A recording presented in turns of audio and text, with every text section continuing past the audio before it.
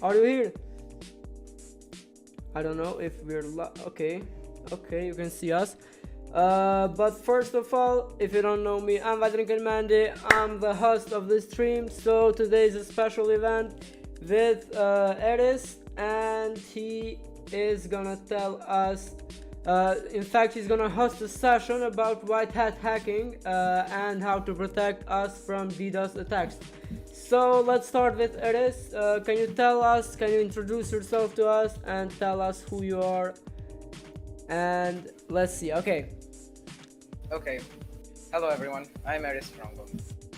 I am 13 years old and I'm a student at the Digital School in Kosovo. Okay, so he's a student of digital school.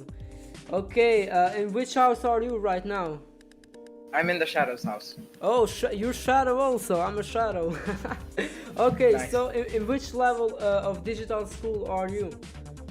Right now I am at the React Native, basically mobile development. Okay, React boy. So I have another question. In which level do you like the most? Like from all that you've learned? Basically, I liked every level, but if I had to choose one, it would definitely be JavaScript. JavaScript. Okay, that's cool. That's cool from you. How old are you again? I am 13 years old. 13. Only 13 years old. And doing some things with hacking. That's cool, boy. Okay. So again, what's your hobby? We want to know your hobby. So basically, in my free time, I mostly practice white hat hacking, but I also play video games. Uh-oh, my part. So okay, so you like playing computer games. Which game do you like? What game? I play a different range of video games, but mostly I like playing Rocket League.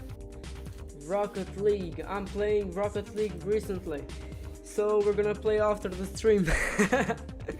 Okay, so guys, right now I'm gonna leave you. Do you have any questions in the chat for Eris? If you have, go fast. Ask the questions. Okay, we're gonna wait some questions from the chat. I'm gonna ask you those questions if anybody on the chat has any questions. So let's wait like 10 seconds. Okay, you have 10 seconds. Fast. What programs does he use to hack? Do you do black hat hacking? No, I don't do black hat hacking. And am I allowed to answer the first question? Okay. What programs does he use basically, to hack, you don't use programs. You use an operating system called Linux, or more in depth, Kali Linux, and then you have the apps inside of it. Okay, that's cool. Another questions? Come on, guys.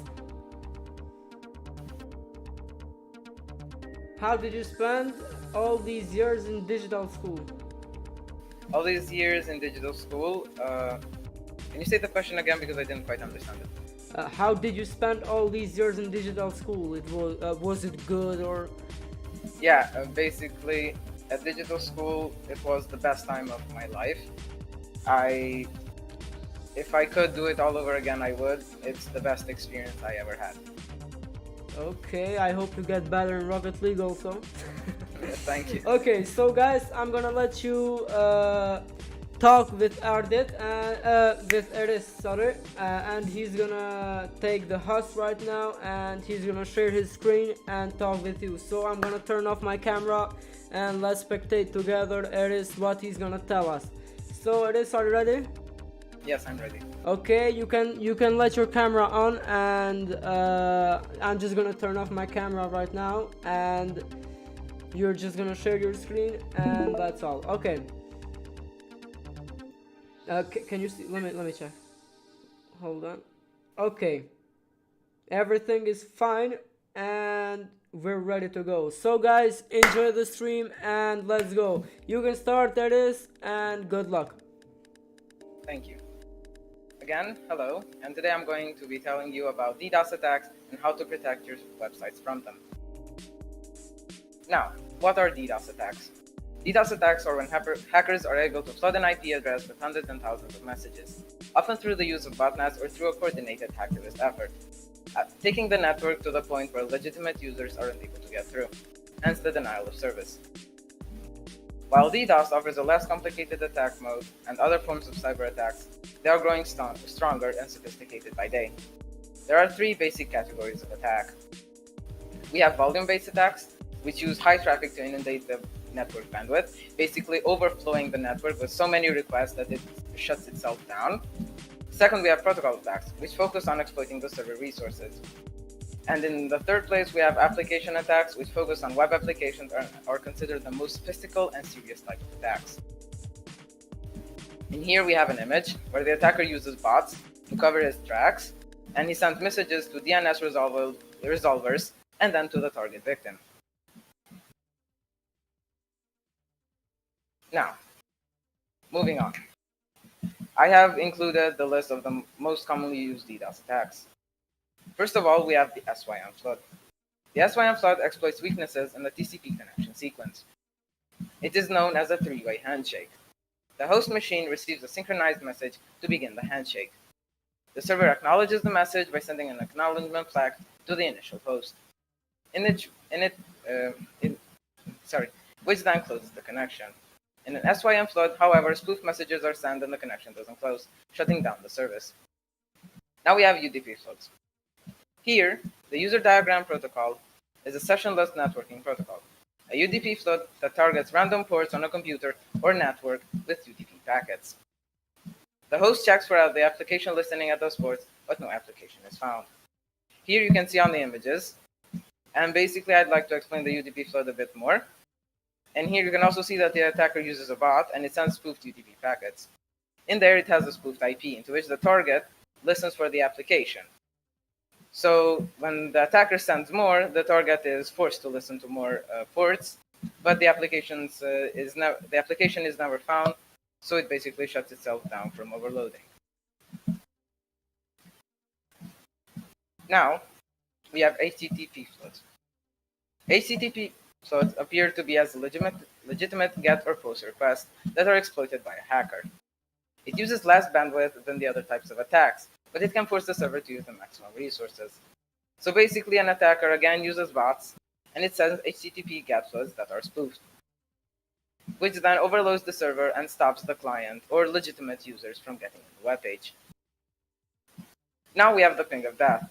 This was useful a long time ago, but now it is not as much. It manipulates IP protocols by sending malicious pings to a system.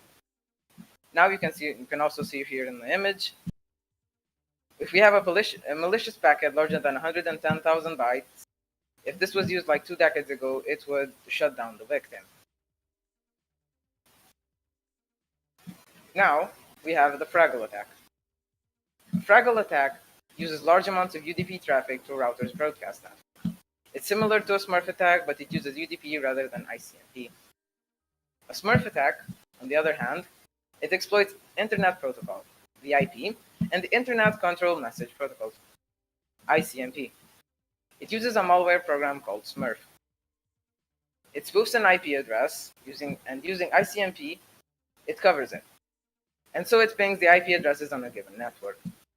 As you can see, you can also see the images and to understand it better.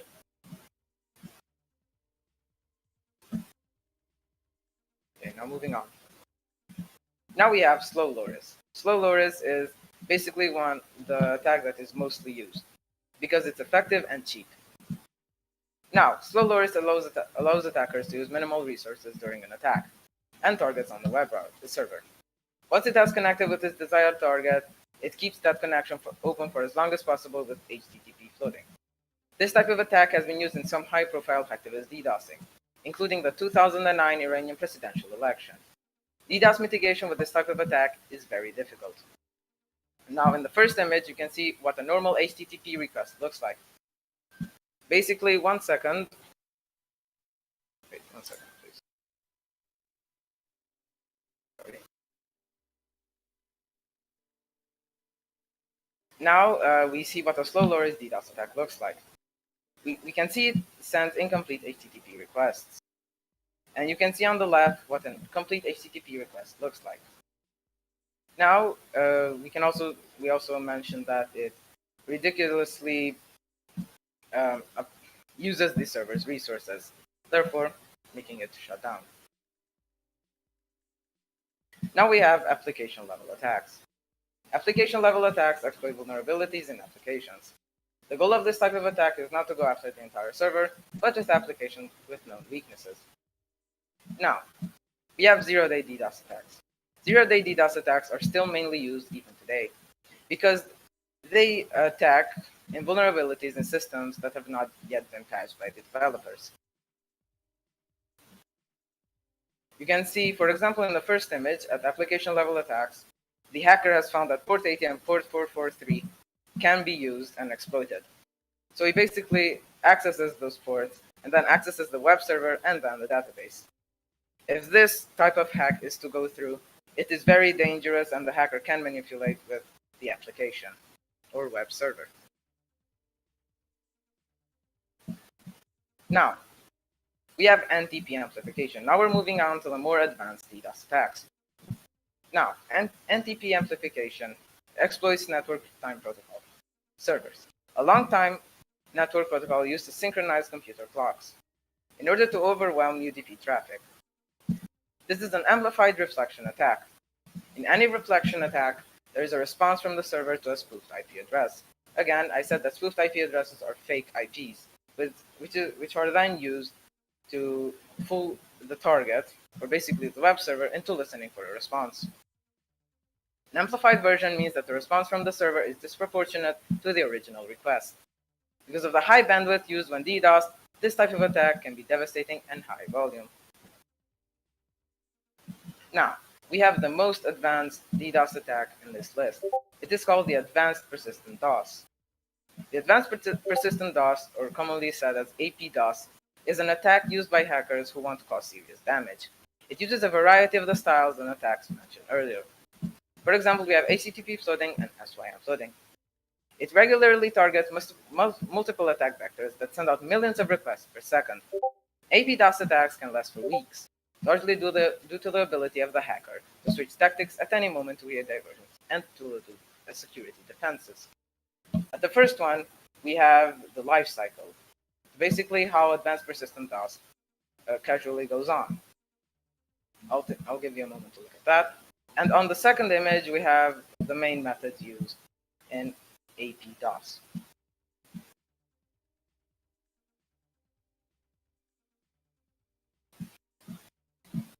Okay, now moving on. Oh, sorry. Now moving on to Cloudflare. Sorry, I had the wrong slide. Now, as I told you about advanced persistent DOS, I'll give you again some time to look at the life cycle.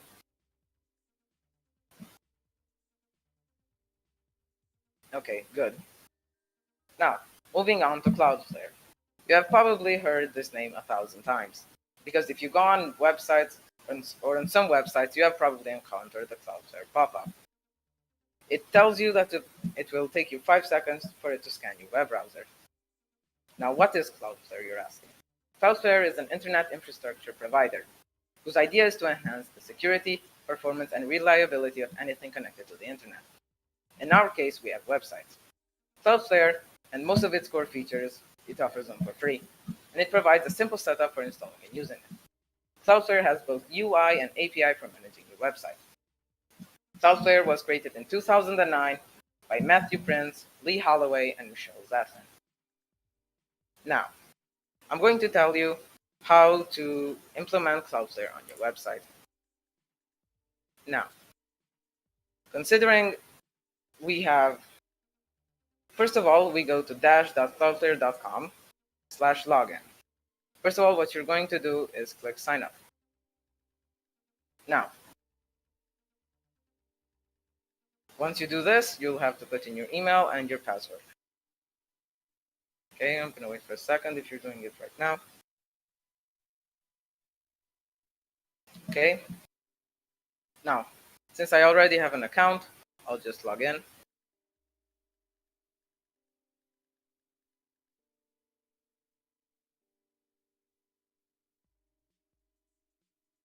Now,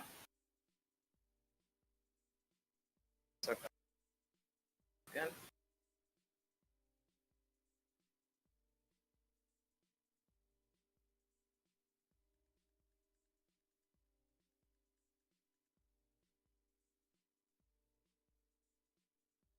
wait a second, I'll be back.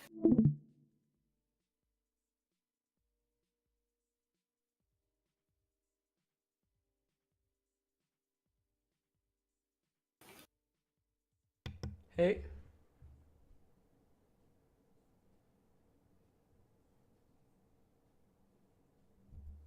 It is? Påvåg vet om pak. Okay.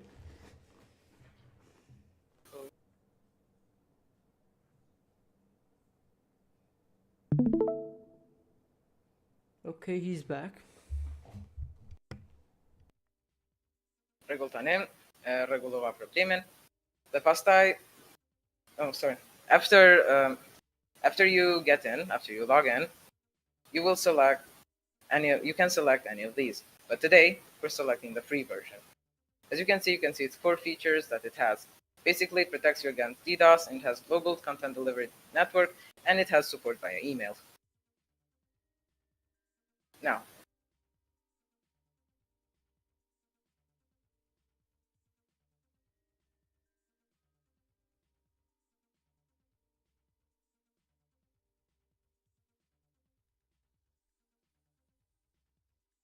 one second, I'll stop the stream.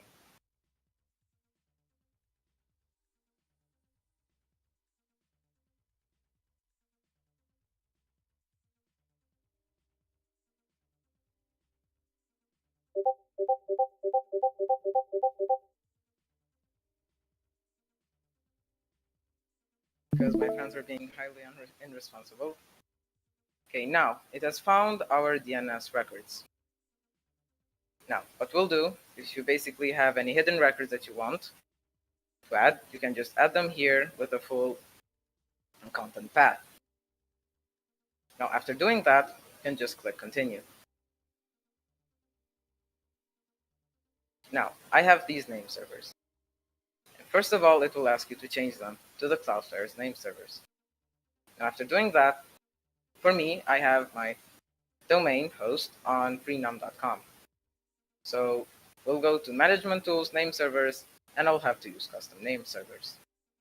Now, after doing that, now we're just going to go and copy the name servers and paste them. Now it should say successfully changed. That's what took me out.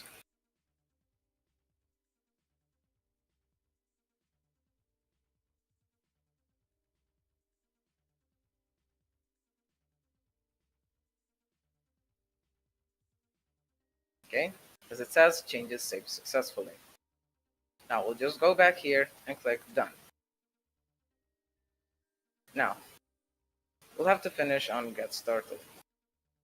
We can see here it is asking for automatic HTTPS rewrites. We click save. In here we also click save because the default settings are actually managed by Cloudflare and they are really good.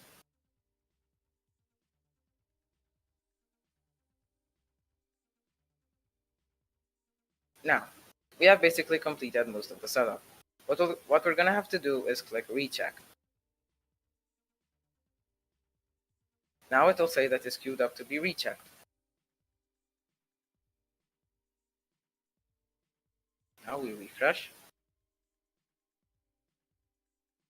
And it should be fixed in about a few minutes. But while that goes on, we can head over to the firewall section. Now here we can create firewall rules and add filters for people who have visited the page.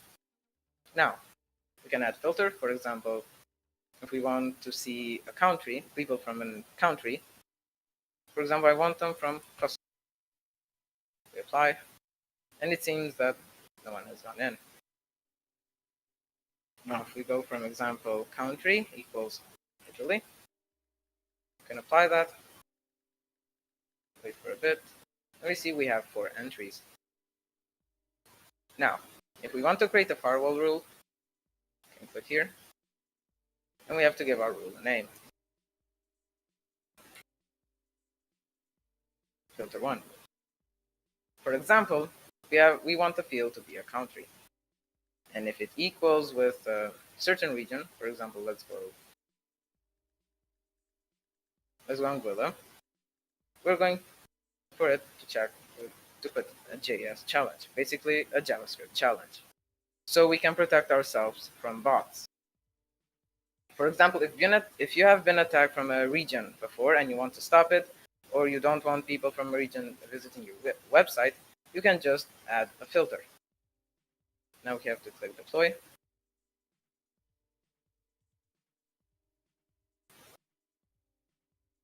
Now we can see that our filter is online.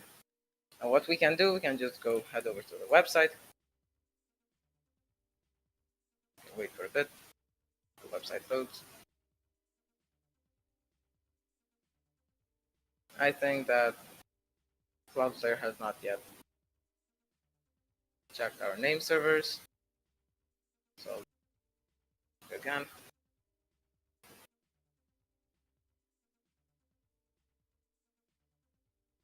So now while this loads, we're going to move on to the next place. Okay, actually it's loaded. Okay, we can see that the page is working. Now, for example, if we open it with a different service, or for example, if we go with Tor, which basically... Uh-oh, hacking alert. No, this is not hacking, it's just... I was kidding, guys. Okay, now if we go here, it will prompt us probably. But sometimes Cloudflare, it sees that it does not need a captcha or something, so it just basically lets us in. But if we do under attack mode, it should do it if the servers have been changed to Cloudflare's.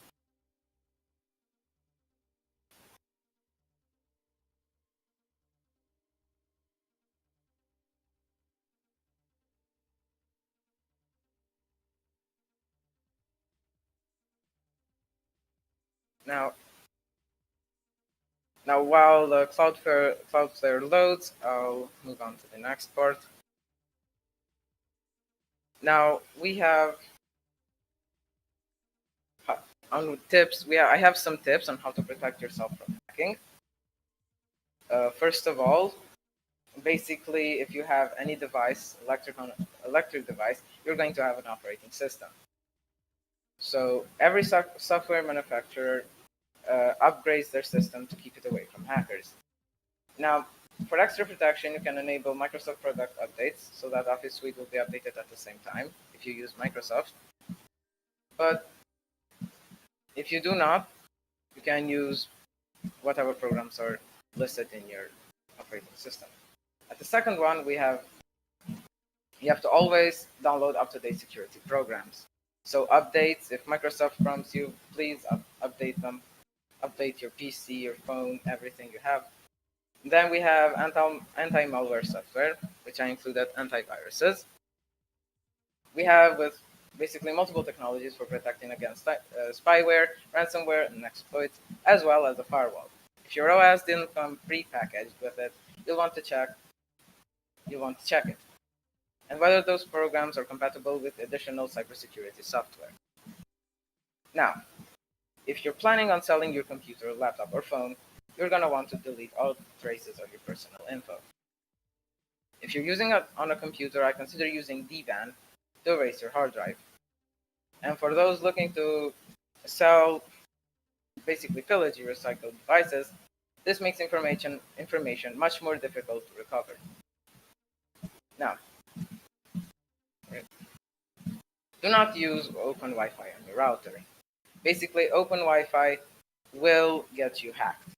If you go to an airport, coffee shop, and you do not protect yourself, there is always a good chance you're going to get your information stolen. Now, it just makes it too easy for threat actors to steal your connection and download illegal files. You have to protect your Wi-Fi with an encrypted password and consider refreshing your equipment every few years. And if you're having problems and if your internet doesn't work and you think something's fishy, please contact your ISP or internet service provider. New routers will allow you to provide guests with segregated wireless access. For example, guest mode. Basically, it creates a separate connection from the main one, allowing guests to go in. Now, we have passwords. Passwords protect all of your devices, including your desktop, laptop, phone, smartwatch, and tablet, or camera, and you get the idea. The ubiquity of mobile devices make them especially vulnerable. You're going to have to lock your phone and make that timeout fairly short. If you use fingerprint lock for the iPhone and passkey or swipe for the Android, it's easy to forget that mobile devices are essentially small computers that just happen to fit in your pocket and can be used as a phone. Now, your mobile device contains a veritable treasure trove of personal information, and once unlocked, it can lead to devastating consequences. So passwords will protect you. Now, as you can see, I'm making a pattern here. You're going to have to create difficult passwords and never use the same. Share screen stopped if you. No. Oh no, no. There's. I thought you were showing us some things in share screen. Oh, okay. Sorry. Now, passwords. You can use password managers like Dashlane, LastPass, or 1Password for extra protection. And also for your security, these will manage your passwords. So basically, you will never forget them.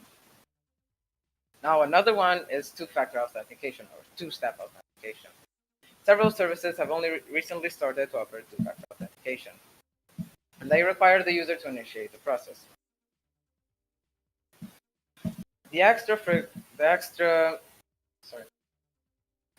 It's worth it to put two-factor authentication because it protects your devices and it makes taking over an account from a hacker that much difficult. And on the other side, it makes it much easier to reclaim should the worst happen. Now, for example, you have security questions. You're going to have to come up with creative answers for your security questions.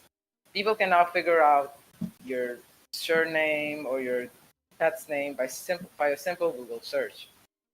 So basically, if you get prompted with where do you live, if you want, you can reply with a different answer, basically from where you live.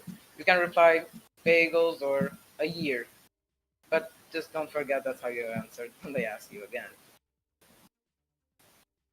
Now, I really recommend this, and that is smart emailing. Phishing campaigns still exist. There are people that send you malicious emails to trick you into giving you that information. Cybercriminals have become much cleverer. If you hover over those links to see their actual URLs, as opposed to claiming to have sent it if you're not sure. Pay attention to awkward sentence construction and formatting. If something still seems fishy, do a quick search on the internet for the subject line. Others may have been scammed and posted about it online. Some websites will ask you to sign in with a specific service to access features or post a comment. Ensure the login option isn't a sneaky fish. Now, if you're giving a permission to an app or perform a task, ensure you know how to revoke access once you no longer need it. Old, abandoned connections from service to servers are an easy way to see your main account compromised by spam. So don't give your email to every single page that asks you for it. You may compromise your email and basically get your information stolen. So now this next part is really important because I have seen many people use the cloud for important data. And no matter which way you cut it, data stored on the cloud doesn't belong to you. There are very few cloud storage solutions that offer encryption for data at rest. So please use the cloud accordingly, and if the information is important, don't put it on the cloud. Now, moving on to networks. Everyone right now has a network at their home. So you basically have a router, and you have passwords. So the reason I did this is because I have seen so many people not use a password with their router. And if you don't use a password with your router, then you are in big trouble. people can access your router and basically steal your IP, MAC address, and everything. So first of all, what I suggest is to set a strong password. Now, Wi-Fi routers come preset with a default username and password. The default usernames and passwords are often pretty easy to guess, and they can be found with an easy search online. So if the hacker knows the manufacturer of your router, then they can easily guess the password. So before trying any other methods, make sure to set a strong and unique password to secure your wireless network. A good router password should be at least 10 characters long, containing both uppercase and lowercase letters and symbols. Second of all, I recommend for you to filter MAC addresses. This keeps the hacker, if he infiltrates your network, to see your MAC address. While Wi-Fi routers allow you to filter out the MAC addresses, normally MAC filtering is used to block devices from connecting to your network. Now, you can use the MAC filter to basically let devices only you trust and know to connect to the network. It will disconnect any other device that tries to connect. To make your Wi-Fi network safe, you can turn on the MAC address filtering and only allow specific devices to be connected. In this way, only the specified devices will be able to connect to the Wi-Fi network. Third, now you can use your router's firewall. Basically today, 99% of all the routers have their own built-in firewall. However, the hardware firewall adds an extra layer of security. So if your router has a built-in firewall, then you should enable it. A hardware firewall protects your network from potential cyber attacks. And this is the fourth one, and this one I do really recommend because as a white hat hacker, I have seen many routers get hacked by this feature, and that is called WPS. Now, WPS, and now you're asking, what is WPS? It is basically that little button on the back of your router. It allows people to connect without a password, which basically makes this a bad thing. Now, when you click the WPS button, it sends out a code, and any phone in range picks up that code, and then it can join your internet. That's how WPS works. But hackers, even who are not in range and do not have access to your router physically, can easily crack your WPS code within a few hours. So please turn off your WPS feature in your router. Now, I know that most of you have mobile devices or smartphones. Now you don't want your private information to get leaked or hacked because that can end to blackmailing.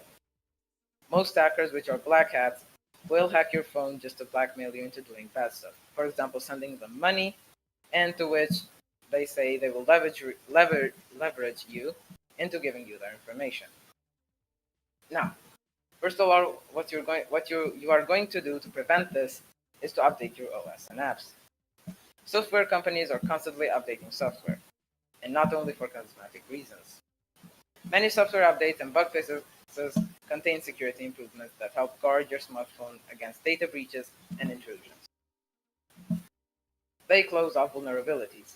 For example, there is a new OS and it can stop a 0-day DDoS attack on your phone. Therefore, it makes it harder for hackers to break through. When an update is announced for your smartphone's operating system or for any of the apps you use, install it without delay. Now, you're thinking of if public Wi-Fi is safe. Now, I would tell you to avoid public Wi-Fi, because by now everyone should know about the dangers of using open Wi-Fi for anything. Because free public Wi-Fi in shopping centers, cafes, airports, or any other public venue is open for reasons to all kinds of mischief. Try to use only your private cell connection, and whenever possible, switch off Wi-Fi on your phone altogether when you are in a public place. If that is not possible, consider using a VPN app. For example, NordVPN and ExpressVPN. A VPN app is a utility that tunnels network communications through an encrypted connection, but choose carefully. Not all VPNs are equal in quality. Also, consider disabling Bluetooth while you're out and about unless you're wearing a smartwatch that requires it. Bluetooth hacks are real, and hackers do use Bluetooth to people who don't know what. Considering, like, basically 30% of people who use phones have Bluetooth on without their knowledge. And on the third one, there is to lock your smartphone. Also, again, I have seen many people not lock their smartphones, and that is really bad. For example, if you're shopping and it falls out of your pocket, then the first person to pick that up will have access to all of your files, your pictures, accounts, and everything. So I would always encourage you to engage a 4 or 6-digit passcode to your device. Now, first, now many of you have entered your mobile phone number, for example, to services that need it for two-factor authentication.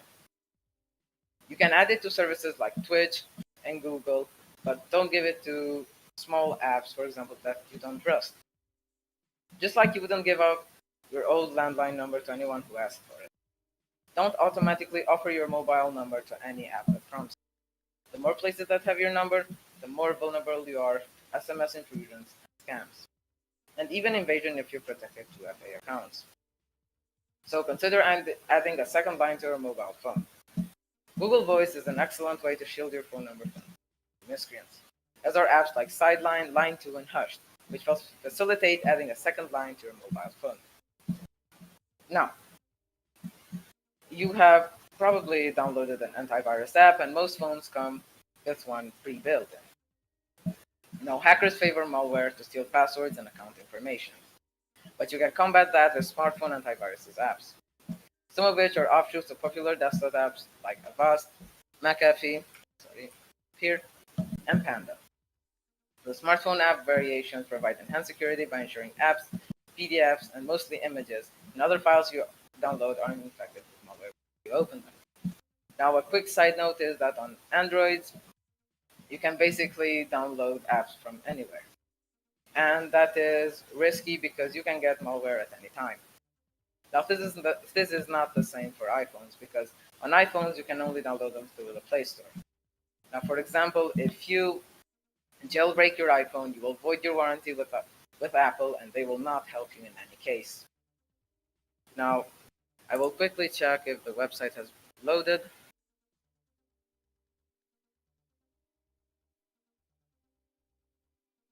Seems to be a problem with their name servers. But basically, what this does is it prompts you with the Cloudflare DDoS mitigation program, and it scans your browser to check if you're a botnet or actually a legitimate user. Now, heading over to our router login page. You can easily identify your router's login page by using your default gateway. Now, we log in, and as you can see, we can see every device connected to my internet. Now, if we go to internet, we can see online monitor. We can see how our devices and how our internet is being used. Now we can see when it was connected, and it says the DNS servers that are used. Now, if we go to wireless, if we go to security, now this is not my password, I've changed it, but I've done this for the video, for the live stream. Now we see we have WPA encryption. This is an encryption that's used to basically lock your router, giving you the password option. Now, we have the WPA modes. We have WPA, which is called TKIP. We have WPA plus WPA2. Now, I don't recommend this because it has lots of bugs and vulnerabilities, and it can easily be hacked. But WPA2 is better, and it's actually the best right now, since it is the most up-to-date version. Now, as I told you again, we can see our devices, and if we want to restrict a device from using the internet, we can just do it by restricting it, like basically deleting it.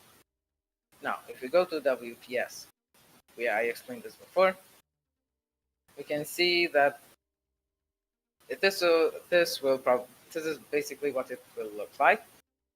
It tells you what VPS is, and it says if it's enabled or not. Now, if we disable it, it will disable everything else. And if we click apply, now you're safe of the WPS hack. Now,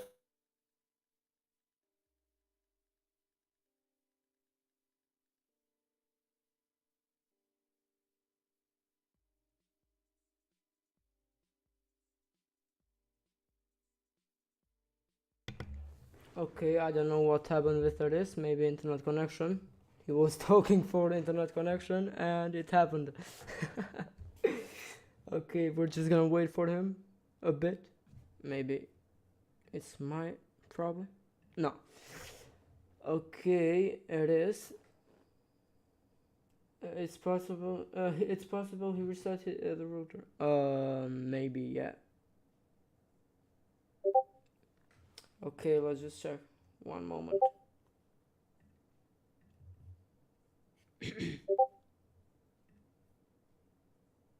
Okay, so Eris has some problems with internet connection and yep.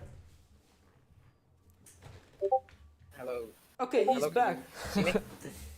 Yeah, he's back. Okay, I can hear you. Very good. Did you reset your router or what? Oh yeah, the WPS disabling caused it to restart. So yeah. Uh-oh. Okay, I guess somebody from the chat hacked your internet, so yep.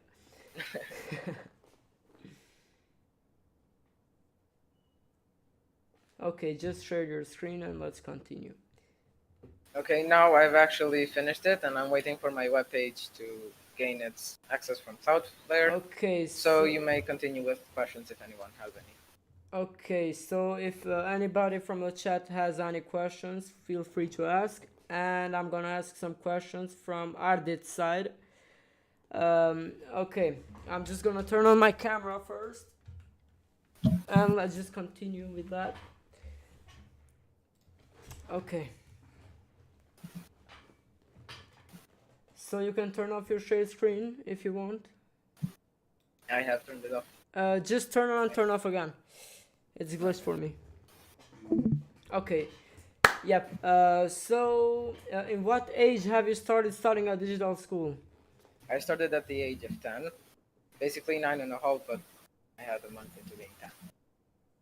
Okay, so question time, guys. And how important is programming for hackers? Programming is basically the most important thing for hackers. You're going to have to create programs with Python to basically protect yourself and keep hackers out of your systems. Okay, You're going to need to have more knowledge than an usual programmer if you want to be a hacker.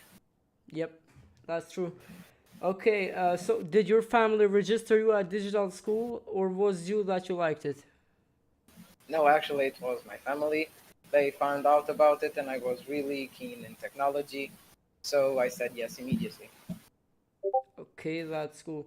Teach us how to do DDoS. He doesn't do that stuff. He just know how to protect himself from DDoS. So, what OS do you use? I use mainly Kali Linux, but I use Windows a lot too. Okay. Okay, which is the primary part that pushes you towards white hacking? It's basically the need to protect others from bad people, basically black hat hackers. Black hat hackers are ruthless. They will take every piece of your information and they will blackmail you at the beat of their heart. Okay. One moment. Tell us about your beginnings at digital school. My beginning at digital school was a bit it rough. hard? Yes, it was hard because at first I knew nothing about programming. Yep, just like me. And then I started in code and worked my way up to where I am now. Perfect. Okay, yep. Let's just check if somebody in the chat has any more questions. Chat, hello.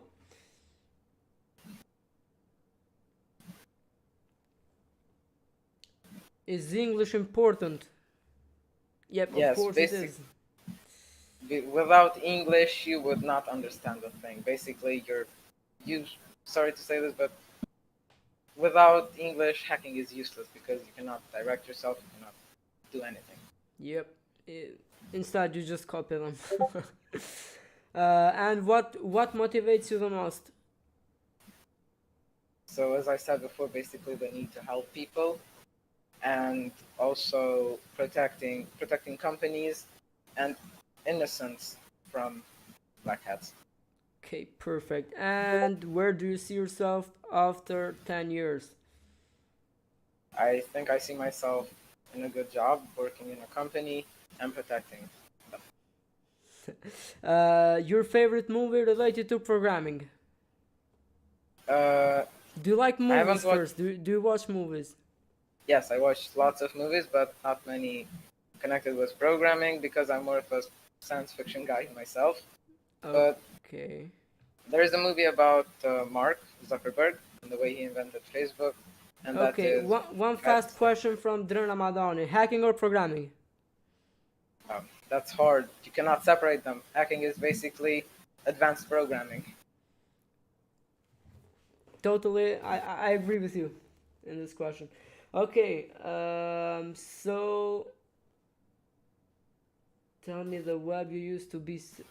What? I don't get it. Do you recommend more WordPress or HTML, CSS, JavaScript? Well, now if you want to create a web page easily, I recommend WordPress. But if you want to create a web page professionally and want to add anything like you want to have full control over it, I definitely recommend HTML, CSS, JavaScript. Okay, you know how to hack Instagram and Facebook account? No, he doesn't. Okay, you mean okay, bro? Ledian, stop, please. Okay, so the time. Okay. What code editor? Visual Studio Code? Yes. Yep, of course. I use it also. It's pretty good thing. Like you have some extensions and stuff. You can. Yes, it's basically the cleanest code editor ever. I started with Sublime, but Oh yeah, same I here. changed it. Yeah. Okay, nice. So can you check one more time if that thing updated? Yeah. Unfortunately, it seems no. But Okay. just give me a few seconds, I'll Okay. redirect it again. Favorite programming language? It was JavaScript from him. He liked JavaScript.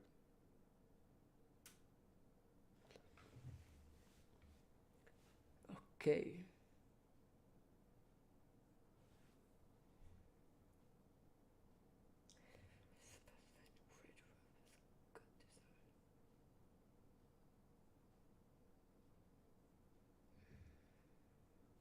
Web with good design. Yeah, So, what is the best way to create web with good design? Just keep it simple, like keep two colors in a web, like white and black or white and red. Like just keep it simple. Yeah, it depends on the topic, on what you're going to make it. Yeah, of course. Yeah, if you're going to make, for example, a landing page, I would prefer light green, light red, and light blue, because those colors make a really great match. Yeah.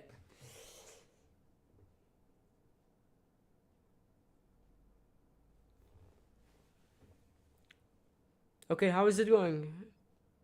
I'm trying again, but it seems that Cloudflare. Okay, overloaded. freelancing or a job? Basically, it depends on what you like. In programming, for example.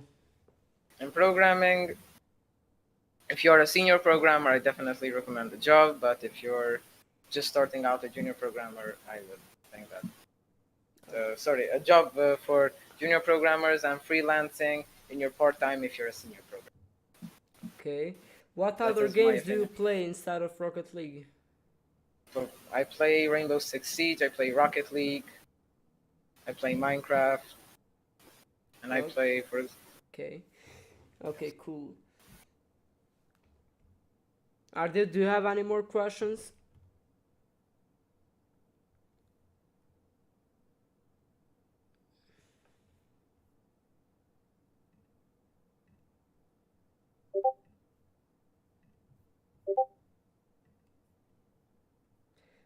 Okay, Darcy, if you can send me in DMs or ask in chat if you want. Would you like to start? would you like to start internship in Star Labs? Can you ask the question again, please? Would you like to start internship in Star Labs? I mean, that would be great. Yes. Okay, definitely yes. The best community. Okay, can we do a Rocket League tournament? Okay, it would be good if we have a Rocket League tournament, but I'm not the guy who will decide. So yep. Yeah, the website is important. Congrats. Okay, I don't know why they say congrats. Like, I will ping him privately. Maybe you're going to internship with Star Labs. I guess yep. If yes, congratulations. Yeah. One second.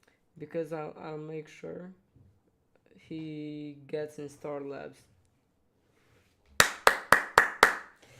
Good job. Thank you. Thank you. Okay, so does anybody have any more questions? Okay, and Ardit is not an intern anymore. He works as a regular employee. Okay. So guys, if you have any more questions, I'm gonna wait a minute here. If not, let's just wait 1 minute.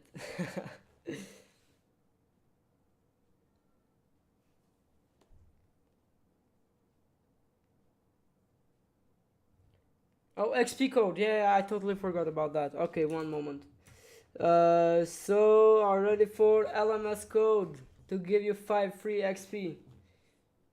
Okay, if you don't comment yes in chat, you're not gonna get that. So let's just comment yes. Go, go, go, go. Everybody comment yes.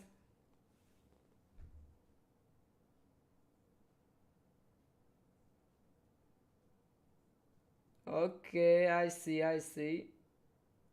It's better with CSS, HTML, JavaScript, or WordPress to do a good design for web page. Well, as I said before, it matters on your skill level. If you want to create a highly professional website, I do recommend HTML, CSS, JavaScript. But if you're a beginner and you want to create a simple page with a really good design, I definitely recommend WordPress. Yep, you hear that? And here's the code. 1, 2, 3, boom. Okay, the code is whitehat 2020. So go and submit that on LMS. I'm going to do that for myself also, because I need 5 XPs to be the best. I'm kidding. Okay, I'm just going for myself. Don't hack my LMS account, please. I need it. Okay, so add submission, white hat 2020, and save changes. Okay, so I submitted for myself, but I'm just gonna go and 1 moment.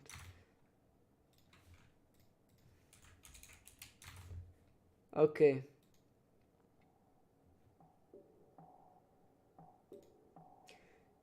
So, yep, this is the code, guys. Just go 1 moment. Okay, I guess I'm gonna tell you how to submit the code. Okay, you go on LMS and you go on the right here, upcoming events, write the live stream code to win 5 XP is you. You go submit here and write the code and submit. So this was it, and yep. So hold on, let me turn on my camera. Did you get it?